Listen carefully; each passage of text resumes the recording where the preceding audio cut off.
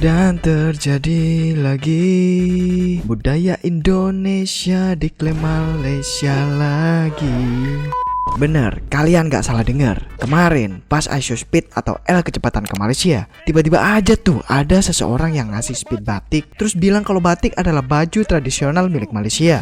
Nah, entah karena kepo atau gara-gara baca komen, Speed ini kemudian browsing tentang batik ini. Bukannya dapat jawaban yang memuaskan, Speed malah jadi makin bingung karena dari artikel yang dia baca mengatakan kalau batik ini berasal dari Indonesia. Tapi saat itu sopirnya Speed ini berusaha ngiyakinin kalau batik berasal dari Malaysia. Nah loh, jadi makin bingung dah tuh si Speed. Jadi, batik emang kebudayaan yang berasal dari suku Jawa yang berkembang pada zaman Kerajaan Mataram kemudian berlanjut ke Kerajaan Solo dan Yogyakarta. Sebenarnya, motif batik ini dibagi menjadi dua, yaitu berdasarkan daerah dan juga corak. Contohnya ini nih, motif batik Kudus. Dan ini motif batik keraton yang biasanya dipakai orang-orang yang hidup di lingkungan Keraton Jogja atau Solo.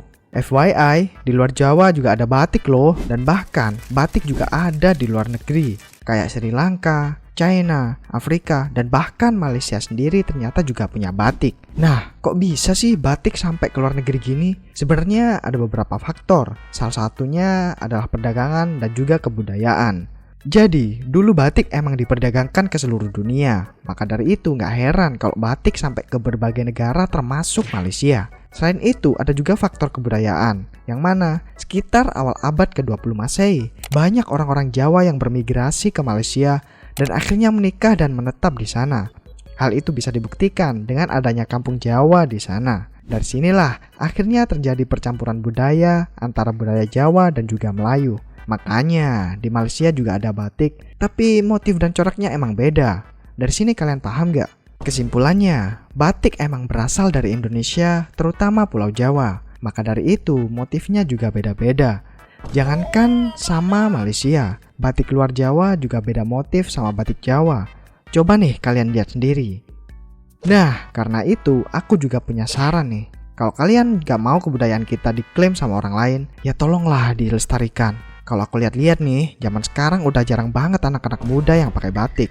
Mungkin aja anak-anak muda ini pakai batik cuma pas sekolah doang. Kalau di daerah-daerah sih masih ada dan biasanya dipakai pas lagi kondangan atau acara-acara tertentu lainnya. Kaliannya aja males ngelestariin budaya, giliran diklaim malah marah-marah. Terus kayak mana maunya?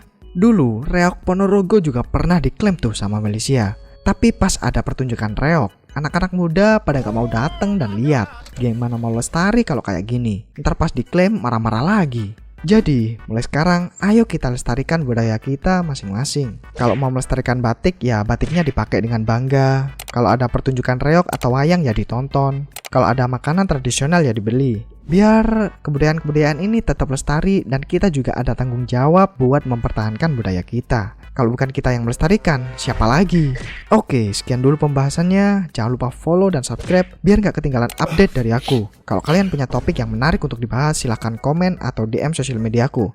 Jangan lupa di follow juga ya, Sat! Sekian dulu dari aku. See you on the next video.